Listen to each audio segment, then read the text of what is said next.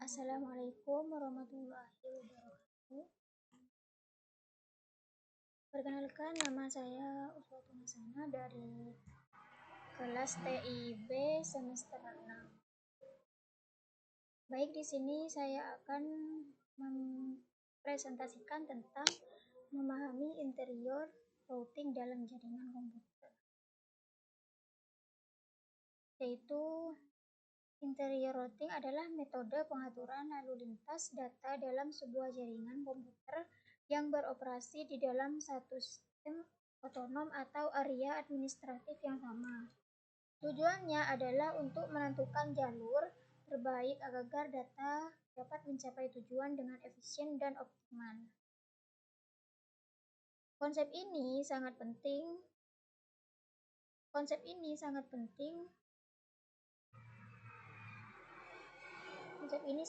untuk memaksimalkan performa jaringan, mengurangi latensi, meningkatkan keandalan dalam presentasi.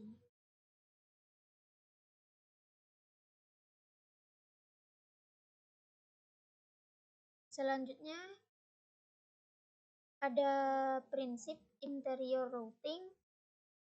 Routing dalam suatu sistem otonom. Interior routing hanya mengatur pengiriman data dalam suatu area administratif yang disebut Autonomous System atau AS, memungkinkan kontrol yang lebih terpusat. Tujuan optimalisasi rute yaitu menentukan jalur terbaik berdasarkan metrik seperti hop count, bandwidth, dan delay untuk memastikan data mencapai tujuan secara efisien.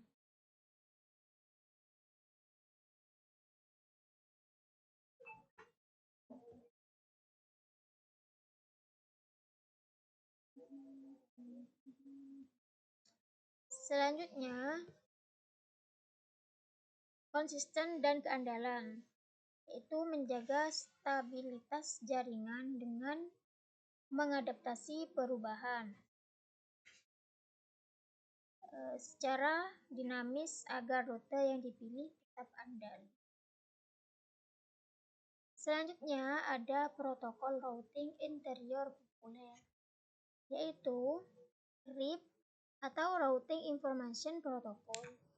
Protokol routing sederhana berbasis hop count terbatas pada 15 hop sebagai maksimum untuk mencegah lock routing.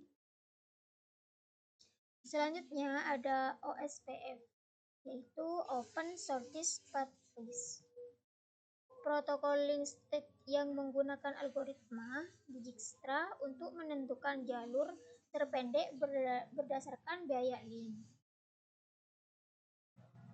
Selanjutnya ada EIGRP, yaitu Enhanced Interior Gateway Routing Protocol,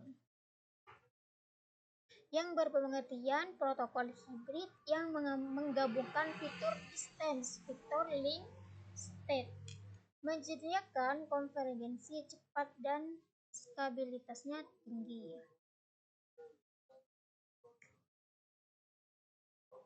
Selanjutnya ada algoritma dalam interior routing. Itu ada 3 tahap.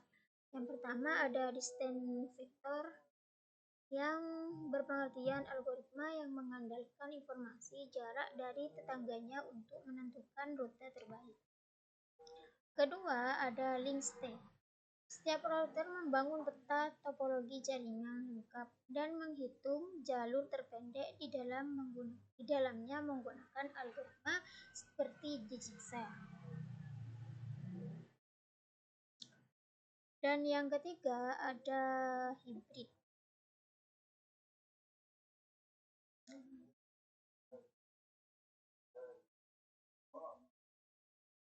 Hibrid ini menggabungkan vektor dan link statis untuk mengoptimalkan kecepatan konvernya. Selanjutnya ada konsep area dan hierarki dalam interior routing. yaitu area routing membagi jaringan menjadi beberapa area untuk mengurangi beban routing dan meningkatkan efisiensi. Terus backbone area utama yang menghubungkan seluruh area lainnya. Biasanya diberi label area kosong dalam OSPF.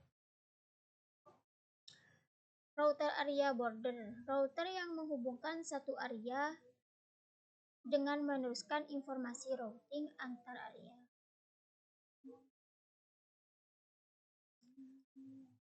Selanjutnya ada konvergensi dan stabilitas jaringan. Ada 3 tahap. Yang pertama, konvergensi cepat, yaitu kecepatan router menyetujui dan mengadaptasi perubahan topologi penting untuk menghindari gangguan jaringan. Yang kedua, ada pencegahan lock routing, yaitu menggunakan teknik seperti split horizon, routing poisoning, dan hold down timer untuk menghindari siklus data yang dapat meningkatkan latensi. Dan yang terakhir ada load balancing, itu mendistribusikan trafik secara merata antara beberapa jalur agar penggunaan jaringan optimal dan beban tidak berat pada satu link. Selanjutnya, ada penjelasan mengenai implementasi dan tantangan interior routing, yaitu ada 3 jenis. Yang pertama, penyesuaian dengan perubahan jaringan.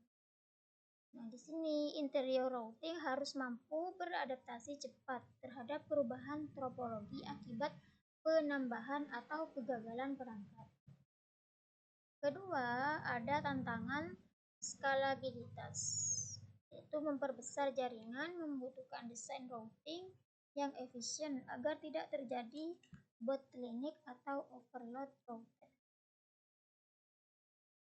Dan yang terakhir ada keamanan routing, yaitu melindungi informasi routing dari serangan seperti spoofing atau perubahan rute yang tidak sah, sangat krusial untuk integritas jaringan. Selanjutnya, dari berbagai penjelasan yang tadi, kesimpulannya adalah yang pertama, memahami dasar interior routing atau kuasai konsep dan pentingnya routing dalam satu sistem. Dan yang kedua, mempelajari protokol utama, fokus pada RIP, OSPF, dan EIGRP, serta algoritma yang terkait. Ketiga, praktik dan implementasi, yang disebut dengan implementasikan pengetahuan di lab dan lingkungan nyata untuk memahami lebih mendalam. Dan yang keempat, itu mengatasi tantangan atau siapkan diri untuk